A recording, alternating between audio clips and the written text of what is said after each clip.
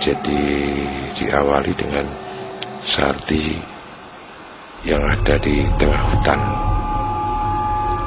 dalam kondisi panik, gelisah, kemudian bercampur aduk dengan kekhawatiran.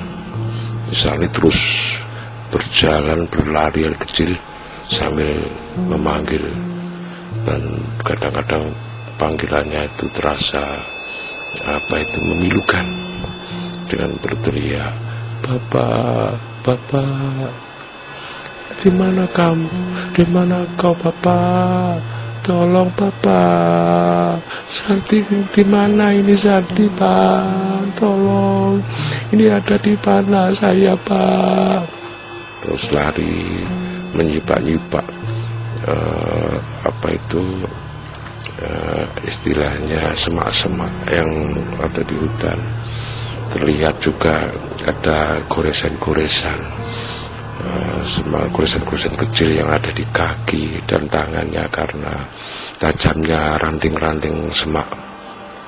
Sampai kemudian semacam kayak ada di puncak itu, melihat agak ke bawah itu adanya cuma rimbun pepohonan, pohon-pohon cemara, pohon-pohon karet, tapi yang lebih banyak adalah pohon-pohon karet. Kemudian Sarti terus beralih, kadang-kadang menengok ke langit. Suasana masih cerah, tetapi mencekam karena tidak berpenghuni dan hanya ada suara desan-desan angin yang istilahnya dilakukan atau diperoleh dari desahan-desahan rimbun pepohonan yang bergoyang-goyang. Sarti terus berlari, kadang agak miring, kadang akan jatuh sambil terus gelisah, seolah-olah dia merasa bahwa awalnya itu adalah yang dilihat adalah bapaknya, tetapi tiba-tiba ketika bangun dan ketika sadar bapaknya tidak ada, dan tiba-tiba yang tadinya merasa tidur di kamarnya dalam suasana lelah, kok tiba-tiba juga hilang, ruang kamar hilang, rumah hilang, kebingungan, tiba-tiba berada di hutan yang pasti ada sesuatu antara sadar dan tidak sadar. Sarti terus berlari sambil berteriak terus, "Bapak, Bapak." Karena kelelahan, kadang-kadang dia mendesah, memanggil-manggil, "Ya Allah, di mana aku ini, ya Allah? Tolonglah Allah, tolonglah aku ini dalam keadaan mimpi atau cuma khayalan aku atau kenyataan." Ragunya Sarti, dia mencoba untuk mencubit-cubit pipinya, dan terasa sakit ketika dicubit, ketika dilihat kanan kiri belukar hutan, kadang-kadang juga dilihat jalan yang hanya belum terjamah. Tapi Sarti dengan memaksakan diri terus berlari sambil kadang-kadang jatuh, kadang-kadang kalaulah dipelankan larinya. Dia mencari sesuatu atau minta petunjuk adanya sesuatu. Tiba-tiba dari kejauhan nampak ada semacam orang dari belakang, seperti mirip dengan bapaknya. Kemudian diteriaknya, dikuatkan untuk melihat, "Bapak!" Berhenti dan berteriak, "Bapak!" Orang yang dipanggil bapak itu berpaling. Ketika berpaling, taulah Sarti bahwa orang itu bukan bapaknya. Kemudian Sarti mencoba untuk mendekat, untuk paling tidak menanyakan sesuatu, keberadaan dirinya di mana dan bagaimana bisa keluar dari gungkungan ketakutan hutan ini. Orang yang berpaling itu hanya melihat Sarti dan kemudian tersenyum dengan tangannya menunjuk arah di mana, memberi kesan agar Sarti mengikuti arah telunjuknya orang itu. Sarti mencoba untuk memberanikan diri bertanya, Bapak siapa? Saya ada di mana, Pak? Bisa tolong saya, Pak? Yang dipanggil Bapak itu tersenyum lagi. Kemudian menjadi hal yang menakutkan bagi Sarti, karena yang dipanggil Bapak itu tiba-tiba lenyap, kayak semacam semacam bayang-bayang yang tiba-tiba hilang. Sarti terperanjat, ketakutan bertambah, tapi kemudian dia sadar diri, terus beranjak lalu mengikuti arah yang diberi petunjuk oleh orang aneh itu. Sarti mulai merasa takutnya bertambah juga, karena apa yang dilihatnya bukan manusia. Sarti kemudian mulai berdoa termimir semampunya, ya Allah, ya Allah, ya Allah, ya Allah, terus berlari perlahan sampai kemudian dia berharap bertemu orang beneran atau bertemu sesuatu yang bisa dia jadikan istilahnya petunjuk dan benar apa yang diarahkan Bapak misterius tadi atau orang misterius tadi. Sebab andai kata putri pun juga tidak masalah, asal sopo sing patut berperan di situ. Sarti kemudian melihat ada pohon karet yang di situ ada tempat teres, sehingga Sarti mulai agak sedikit reda dari ketakutannya, karena indikatornya adalah ketika ada semacam tandon getah karet, itu berarti ini adalah hutan yang mulai disentuh oleh manusia. Setidaknya itu ada orang yang sering melakukan atau mengambil karet atau melakukan mencari karet.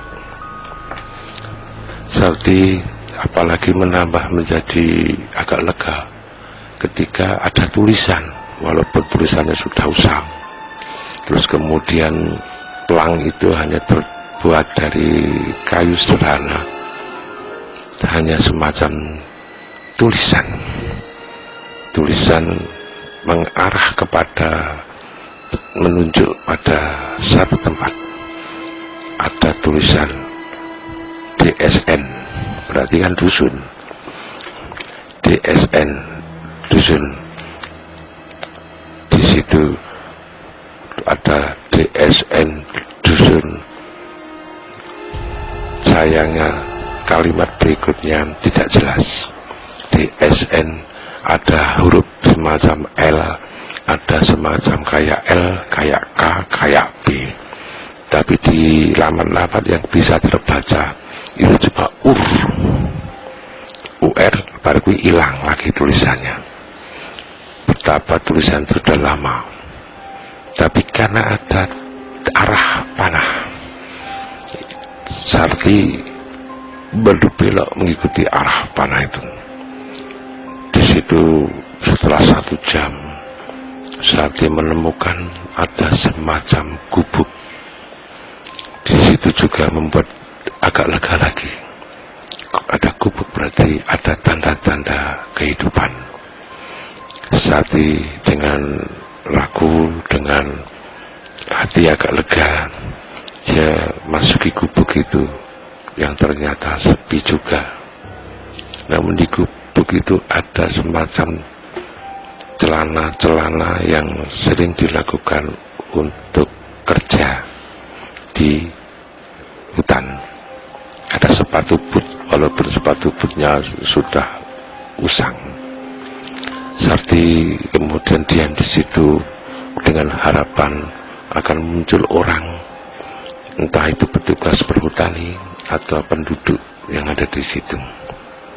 1 jam kemudian ternyata betul ada orang yang datang, dan justru justru orang itu ketika melihat dirinya, orang itu takut, kaget, dan heran. Sarti lebih heran lagi, karena kenapa orang itu diam dan memandang dirinya seperti ragu dan heran. Mestinya yang heran itu Sarti. Kemudian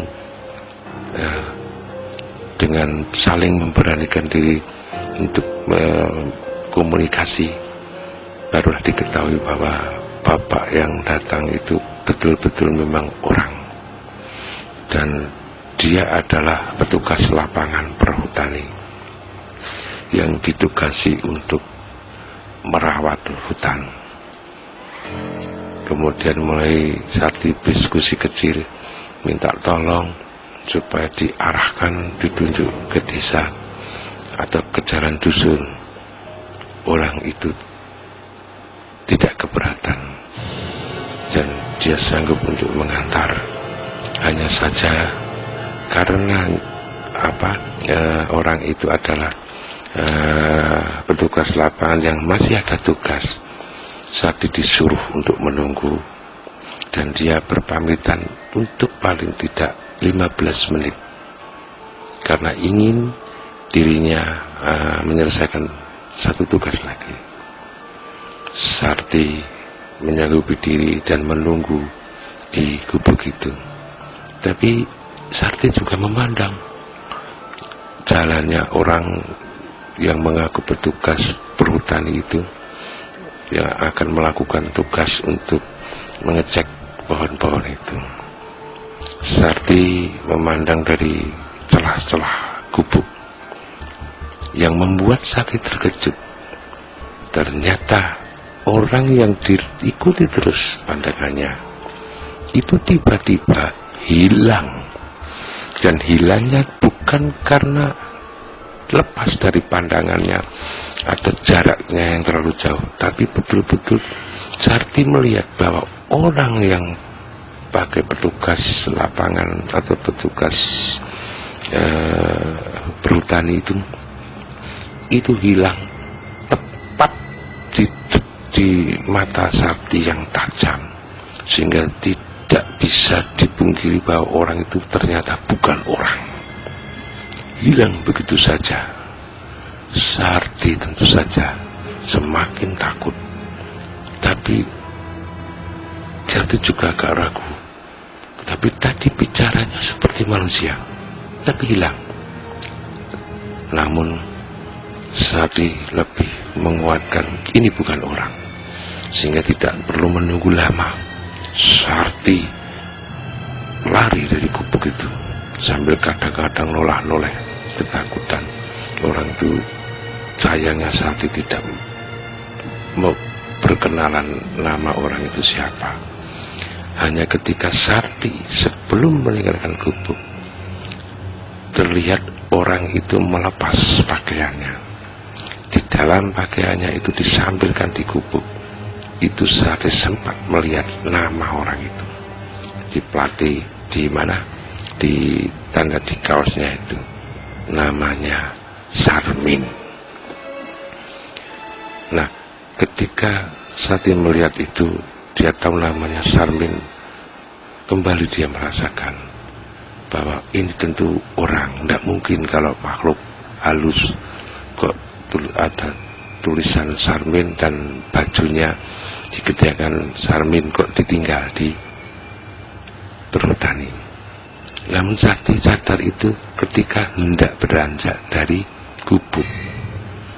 Lantas Sarti karena untuk meyakinkan diri, walaupun baru beberapa langkah meninggalkan gubuk, dia kembali lagi untuk memastikan dan meyakinkan diri bahwa baju yang namanya Sarmin itu masih tertinggal di gubuk. Tapi alangkah terkejutnya, walau hanya berapa meter dia beranjak untuk memastikan baju yang tadi dilepas oleh Pak Sarmin sudah tidak ada, sudah berganti daun pisang. Sarti itu melihat apa istilahnya, awal masuk gubuk itu tidak ada daun pisang. Daun pisang, dan daun pisang itu warnanya hijau agak kuning-kuningan. Yang disampirkan ternyata bukan baju tapi daun. Kembalilah Sarti tergetar, ketakutan luar biasa. Walaupun kondisinya sepi dan sebagainya, hanya agak diuntungkan karena bukan malam, masih siang. Pikir Sarti, kan masih siang, dia terus jalan saja dan kadang berlari sambil kadang-kadang curiga, takut, khawatir kalau ketemu orang-orang seperti yang barusan ditemuinya, aneh-aneh gitu loh. Kemudian Sarwi mengikuti, mencari arah barangkali masih ada. Dan apa yang dilakukan Sarti ternyata membuahkan hasil. Memang ada arah yang masih kelihatan juga kumuh dan tidak ada nama dusun, tapi ada petunjuk. Di situ ada tulisan yang agak sedikit jelas. Itu tulisannya 2 km, 2 kilometer. Sarti berpikir, berarti dusun yang terdekat itu ada sekitar 2 kilometer. Dan jangan sampai salah untuk mengikuti arah. Sarti terus berjalan sampai kemudian hampir 2 jam. Barulah Sarti merasa lega karena dilihat ada dusun kecil yang di situ mulai dilihat adanya jelas tanda-tanda kehidupan, tetapi agak sedikit takut. Jangan ini juga dusun yang tidak sembarangan. Jangan-jangan ini adalah dusun dengan rumah-rumah yang penduduknya masih sedikit. Ini adalah bukan alam kenyataan. Sarti mulai jenengan itu jiwiti awal mimpi apa tidak. Dia masih juga ingat istilahnya, ingat wawalan atau wejangan-wejangan yang pernah ia dengar. Dia mencoba akan memasuki dusun dengan uluk salam agar tidak terjadi sesuatu. Dan betul, saat masuk dusun menyapa orang satu persatu. Ketika yang dilihat pertama kali adalah anak-anak kecil. Anak kecil itu dibaginya. Tapi anak-anak kecil yang dilihat sedang berlari-lari itu tidak menggubrisnya. Satu berpikir, masih anak-anak, nggak ngerti. Tapi anehnya anak-anak itu tidak menggubrisnya, tidak memandang pada dirinya. Dipanggil seolah-olah tidak mendengar. Barulah Sarti bertemu, ada orang menyapu di dusun, menyapu halaman sambil membawa arit dan sebagainya. Sarti mencoba mendekat dan berkata, "Assalamualaikum Bu." "Assalamualaikum." Yang dilihatnya, yang namanya ibu yang sedang dangir-dangir tanaman sehabis nyapu, melihat sekilas pada Sarti, kemudian dinguk kanan kiri. Orang itu melihat kanan kiri seperti ada sesuatu yang Sarti sendiri kurang paham. Tapi kemudian dia cuek lagi sambil dangir-dangir tanaman yang akan ditanam. Sarti agak keras menjawabnya, Bu, ini saya bisa minta tolong Bu." Cuek. Ibu yang dipanggil itu cuek. Enggak seperti enggak mendengar sesuatu. Bahkan melirik atau memperhatikan, melihat Sarti pun tidak. Sampai kemudian Sarti memanggil lebih keras, menyapa lebih keras. Dipanggilnya ibu-ibu, barangkali orangnya budek ini, tetap tidak dengar. Ketika Sarti kemudian semakin mendekat pada orang yang sedang dangger-dangger itu, Sarti mencoba untuk memegang pundaknya sambil menggoyang-goyangkan pundak ibu. Ibu itu ternyata justru tiba-tiba melempar aritnya, terus kemudian histeris takut, dia kejengkang, kemudian lari. Astagfirullah, ya Allah, ya Allah. Ibu itu justru lari sambil berteriak. Terus kemudian dari jendela rumahnya itu ada seorang yang juga anaknya, ada apa bu?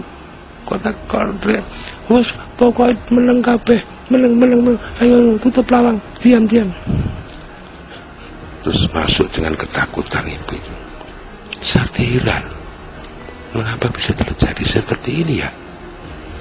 Terus kemudian Sakti mencoba untuk memanggil anaknya dan tidak ada yang terasa mendengar dan sebagainya.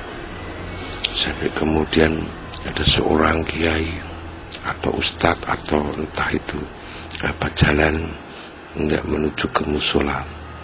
Sakti mulai berani, kemudian menyapa, mendekat dan bertanya. Anehnya orang itu tetap cuek, berjalan orang itu terusan seperti tidak mendengar sesuatu dan tidak melihat sesuatu. Sakti mulai merasa ada sesuatu yang aneh pada dirinya. Dia mencubit, juga mencoba untuk nampar pipinya, terasa sakit. Kemudian Sakti mulai agak sedikit takut, gelisah. Jangan-jangan ini adalah alam yang kasat mata, hanya kebetulan bisa dilihatnya. Sakti mencoba bertegur dengan orang itu. Ternyata orang itu di papasan dan di jalan dengan orang lain berbicara masalah-masalah kaitannya dengan pertanian. Sakti mencoba pada dua orang itu mendekat, tidak dihiraukan, tidak digubris, mereka cuek. Sakti mulai berpikir dan melihat kanan kiri suasana. Sakti kemudian pada di jalan paling ujung itu Sakti melihat ada seorang yang penduduk setempat yang juga ingin bergabung dengan sang ustadz dan sebagainya. Sakti memberanikan diri untuk menyapa, tidak didengar, tidak disapa. Sakti mulai gelisah dan menangis sendirian. Semua cuek pada dirinya. Dia menangis sendirian sambil berdesah dan berteriak, ya Allah, ini di mana saya, kemana? Tidak ada orang yang bisa menolong saya. Apakah ini juga alam lain, ya Allah? Kemudian ketika Sakti diam, tiba-tiba ada seorang lagi yang berani mendekat pada Sakti. Sakti mulai merasa orang ini melihat dirinya dan dia bisa merasakan orang ini mungkin berbeda. Ketika orang itu disapa, orang itu juga jawab. Ketika Sakti mulai mengusap air mata karena kepedihan, orang itu justru menunjukkan wajah kekasihan pada Sakti. Ketika Sakti bicara terlalu banyak, orang yang diajak bicara justru memperingatkan dengan Sakti untuk jangan bicara, jangan terlalu banyak bicara. Dan orang itu tidak mau bicara dengan Sakti. Dia hanya menunjukkan ujung jarinya ke mulutnya untuk memberi isyarat agar Sakti jangan banyak bicara. Sakti mulai takut, dan tapi dia bisa merasakan kalau ingin selamat saya harus diam. Maka Sakti diam. Orang itu cuma ngangguk-ngangguk. Dia memberikan isyarat agar Sakti jalan mengikuti jalan desa ini, arahnya ke arah selatan. Sakti ingin mengucapkan banyak hal lagi. Sekali lagi orang itu hanya memberikan isyarat mengikuti jalan itu. Terus kemudian orang itu cuek dengan Sakti berlalu. Sakti keluar dari desa itu mengikuti jalan dan berpaling lagi untuk meyakinkan bahwa desa yang dilihat itu benar-benar ada dan atau memang alam lain. Ketika Sakti melihat desa dari jauh, tetap desa itu ternyata tidak hilang, masih kelihatan. Terus kemudian Sarti naik lagi supaya meninggalkan desa itu, berpaling lagi, barangkali desa itu hilang. Kalau desa itu hilang berarti desa itu alam lain. Tapi tidak. Ketika mulai hilang desa itu karena memang jalan sudah berliku-liku. Sarti terus berjalan sambil berdoa dan seterusnya.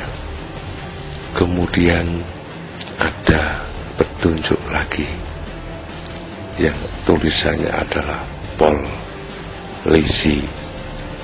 Sarti menerka, ini polisi, yang akan dikunjungi adalah kantor polisi. Kemudian kantor polisi hutan, ya tadi polisi hutan, arahnya ada, jaraknya itu 3 kilometer, ada tulisannya. Terus kemudian saya mengikuti sampai di satu tempat, dan di situ ada petugas polisi hutan yang jumlahnya ada 2 orang. Sarti juga agak ragu, jangan juga semacam dirinya masuk polisi hutan yang palsu atau orangnya misterius lagi. Ternyata tidak. Seketika polisi hutan 2 orang itu melihat Sarti, dia komunikasi sehat, dia melihat dirinya dengan jelas, dan Sarti juga bisa melihat dirinya dengan bisa ngomong-ngomong. Sarti nangis karena terharu, karena betul-betul bisa merasakan ini sudah tidak misterius lagi, ini betul-betul manusia, ini betul-betul. Kemudian terjadi setelah minum, dibiarkan minum dan sebagainya, Sarti mulai berkisah yang tiba-tiba berada di tengah hutan. Yang satu polisinya itu untung selamat, cuma polisinya itu juga heran ketika Sarti memberikan data pribadi. Ditanya, Mbak ini aslinya orang mana dan mau kemana dan bagaimana? Sarti bicara jujur terus terang bahwa dirinya adalah orang Kertosari, ada di Kecamatan Temanggung, di Kabupaten Temanggung. Kemudian ditanya KTP, dia tidak bawa apa-apa, bahkan Sarti tidak membawa uang sepeser pun. Dia hanya yang sadar itu ketika dia sadar tepat berada di tengah hutan. Perjalanan dari tengah hutan sampai ke kantor polisi hutan ini, Sarti menghitung diperkirakan setengah hari sudah dilalui sambil dengan kegelisahan dan ketakutan. Barulah kemudian polisi hutan itu menceritakan dan menjawab, Mbak yang ada di sini itu berarti aslinya jaraknya jauh, Mbak. Kalau Mbak dari Kertosari Temanggung sampai ke daerah ini jaraknya jauh. Barulah Sarti sadar bahwa ternyata polisi hutan itu memberikan penjelasan bahwa Sarti sudah berada di Bojonegoro, di Jawa Timur, di sekitar Ngawi, di sekitar hutan Ngawi. Salah satu petugas polisi hutan ketika mendengar Sarti menceritakan tentang sosok seseorang yang bernama Sarmin yang dilihatnya di gubuk, polisi hutan itu menjelaskan bahwa memang dia adalah petugas polisi hutan yang setahun yang lalu telah meninggal dunia kecelakaan. Dan Sarti heran namun merasa bersyukur karena ternyata orang yang bernama Sarmin itu adalah termasuk orang yang telah menolongnya, memberi petunjuk supaya dia bisa keluar dari hutan. Sarti barulah kemudian polisinya meminjamkan HP kepada Sarti untuk komunikasi dengan bapaknya. Dengan haru dan sebagainya, HP itu dijawab oleh bapaknya. Dan ternyata di tengah keluarganya itu sedang khawatir luar biasa juga mencari Sarti yang tidak ketemu dalam 3 hari ini. Sarti heran, ternyata sudah 3 hari dia meninggalkan rumah kamarnya. Dan menurut cerita yang disampaikan bapaknya lewat HP, itu Sarti supaya minta petunjuk kepada polisi hutan itu yang telah menolongnya. Dan 3 hari itu menurut bapaknya itu Sarti hilang, dan hilangnya tepat di kamar ketika tidur.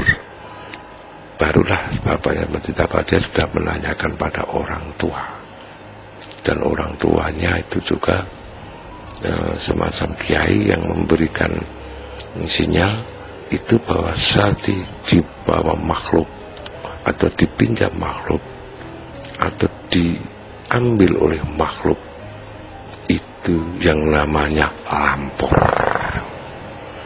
Terus kemudian diceritakan bahwa lampor itu meminjam dan untuk istilahnya ngajak dolen pada Sarti. Dan Sarti akhirnya bisa ditemukan setelah bapaknya, keluarganya nyusul sampai ke polisi hutan yang berada di kecamatan yang jaraknya itu sekitar 5 km. Disitulah kemudian Sarti memberikan uraian ceritanya dan sebagainya. Nah, ini film misteri yang pada kenyataannya adalah lampor. Tapi lampor dalam tanda kutip istilahnya, selain istilahnya itu model film yang sedang digarap oleh Star Vision. Star Vision juga sedang garap lampor, dan saya juga membuat kisah pendek niki Radhawawai misteri yang seperti ini juga bukan karena nyun sewu Star gawe saniru-niru, bukan.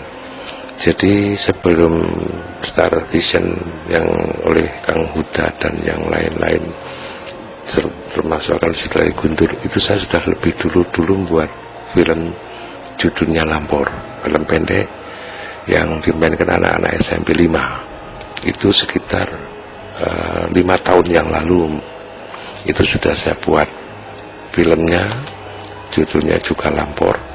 Sebab narasumber yang saya temukan itu adalah dari Mas Richard Semarang Bojo, itu yang pada waktu itu menceritakan kisah nyata dari seorang yang ada di Ungaran. Itu ada anaknya tiba-tiba hilang ketika di kamar, kemudian ditemukan di daerah Bojonegoro. Jadi ini bukan cerita fiktif semata, tapi berdasarkan kisah nyata dengan narasumber Mas Richard yang anggota DPR Jawa Tengah. Terus kemudian saya pernah lesih ketika orang dibawa lampor, itu bagaimana kondisinya. Itu saya temukan namanya Lili, orang Manding. Yang kedua namanya Indrawati, orang Sokowangi, yang ketika saya diskusi pada saat dulu hilang di bawah lampor itu kondisinya bagaimana, kan begitu. Nah, ceritanya hampir mirip, tapi pada hakikatnya itu antara ceritanya Iin sama Keli sama Richard itu berbeda. Nah, saya yang sedang saya ingin kisahkan digawe film misteri sederhana dengan durasi pendek-pendek saja, itu ini lampor yang model Richard. Jadi ada nanti lampor yang model ceritanya Indrawati. Nah, agak berbeda. Kalau di posisi Indrawati ketika dulu terjadi betul di Sogdian itu ada model model istilahnya wong sak kampung goleki pakai klotekan dulu, pakai kentongan, pakai mahrib nyari undang-undang Iin ya. Nah Iin sendiri itu sebetulnya melihat Iin itu melihat orang itu belum goleki, dan para Iin sendiri merasa orang melihat itu sudah dikasih tahu, dia kan ada di belakang rumah hakikatnya. Itu orang do nyari undang-undang, dia ngerti aku ki nang gini, nang opo sih goleki nyong nang gini, itu ceritanya Iin begitu. Terus kemudian Iin juga melihat orang-orang pada gelisah, pada goleki nang wit barang itu, Iin malah guyu. Wah aku ora tuh dengan jiper. Di satu sisi Iin tuh banyak teman-teman, jadi dia merasa terhibur dan dihibur oleh teman-teman baru yang seolah-olah sudah kenal, masing-masing sudah kenal. Iin baru sadar kalau yang teman-teman yang ngajak dolanan, yang ngajak melaku dan sebagainya itu ternyata bukan makhluk biasa. Itu Iin sadarnya ketika sudah sembuh dan selang beberapa hari gitu. Kalau model ya Iin itu kan apa istilahnya merasa nyaman, enak sampai kalau tidak salah 3 hari ini dia diajak seneng-seneng, baru merasa lelah tiba-tiba ketika dia bisa merasa pulang itu ada orang yang memanggil. Nah, ini juga sama ketika teman saya Wanto namanya, dulu di Banjuri, sekarang manggon di Bebengan di sekitar saya, sama ceritanya. Nah Wanto sendiri itu juga sekarang ada di Arab ya, tetapi cerita yang diceritakan Wanto itu saya ingat betul, sebab pada saat Wanto kembali itu kan beberapa ini kan saya ingin tahu ceritanya. Menurut Wanto saat itu dia juga diajak orang, jadi seneng-seneng kenal koyo pokoknya anaknya mau seneng tok. Terus kemudian dia merasa bisa kembali itu tinggal sadar lagi itu ketika di kamar. Ketika di kamar tuh sadar, kok aku kok nang gini gitu tuh. Wanto itu dia menceritakan rasanya itu ada ditarik orang yang tidak dikenal itu ketika hendak nyabrang jembatan sungai itu loh, di Padangan jembatan sepur itu. Koyo ono sing melayani dhek ditarik, begitu ditarik pet gitu sadar di kamar. Nanti praktek realnya itu sing arek itu ya dukunnya, itu dukun yang bisa mengembalikan pemikiran nih Wanto.